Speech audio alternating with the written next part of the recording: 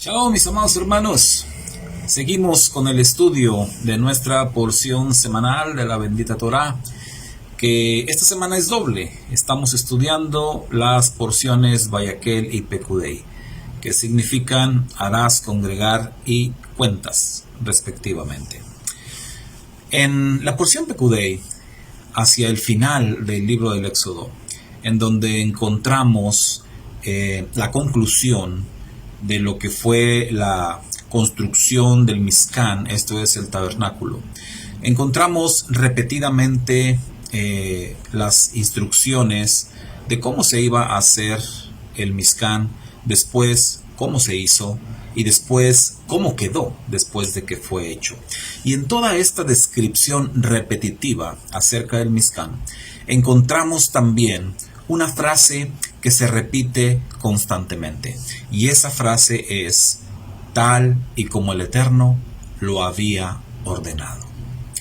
Muchas veces aparece esta frase en nuestra porción, y esto, mis amados hermanos, nos recuerda que las cosas deben hacerse tal como el Eterno lo ha ordenado. Era muy importante que Moisés, Aarón, Bezalel y todos los que iban a participar en la construcción del Mishkan y de sus utensilios hicieran las cosas tal y como el Eterno les había ordenado. En todas las Sagradas Escrituras nos queda claro que las cosas tienen que hacerse como el Eterno ordena, no como nosotros querramos, no a como nosotros nos parezca, no como otras personas nos digan, no como se le haya ocurrido a mi vecino o a quien sea. Las cosas deben hacerse como el Eterno lo ordena.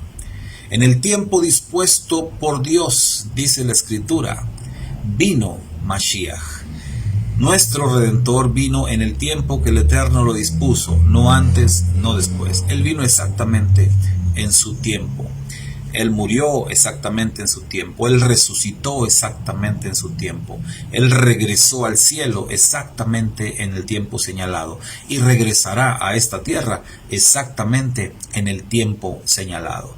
Y si su majestad Yeshua, nuestro Redentor, se ajusta y se somete a los planes del Padre, tal como Él lo dijo mientras estuvo en la tierra, mis palabras no son mías, son del Padre que me las ha dicho. Las obras que yo hago no son mis obras, las hago por el poder del Padre. Yeshua vino cumpliendo con un itinerario, con un calendario, con una agenda que es la del Todopoderoso. Y si nuestro Redentor, al que llamamos nuestro Señor, aquel que es nuestro Rey, se ha sometido a la agenda del Eterno, nosotros también debemos hacerlo. Debemos hacer las cosas tal y como el Eterno lo ha ordenado. Estamos viviendo tiempos difíciles en el mundo. Estamos viviendo bajo una crisis que amenaza, por supuesto, la paz, una crisis que amenaza nuestra agenda, que amenaza los planes, que amenaza la vida, que amenaza el bienestar. Y en medio de esta crisis tan grande, los creyentes debemos de recordar que nosotros estamos sujetos a la agenda del Todopoderoso. No estamos sujetos a la agenda o a los planes del sistema de este mundo.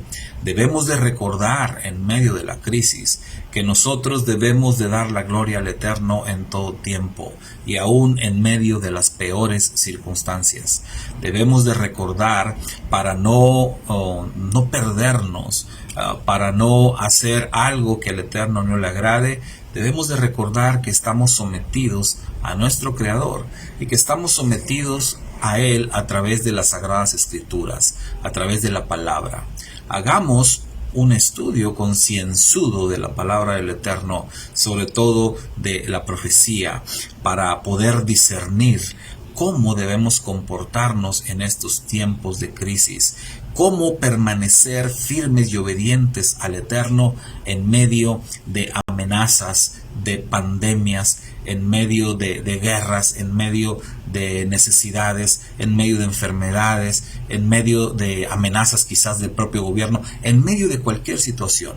¿Cómo el creyente permanece fiel y obediente al Eterno? Esto no es posible si no hay un conocimiento fiel de la palabra de Dios. Por eso te invito, hermano, hermana, a que en estos tiempos de crisis aumentemos nuestro estudio, nuestro escrutinio de las Sagradas Escrituras, que aumentemos nuestro tiempo de oración para que el Espíritu del Eterno nos revele cómo debemos de proceder en obediencia a Él y no a los hombres. Shalom, shalom.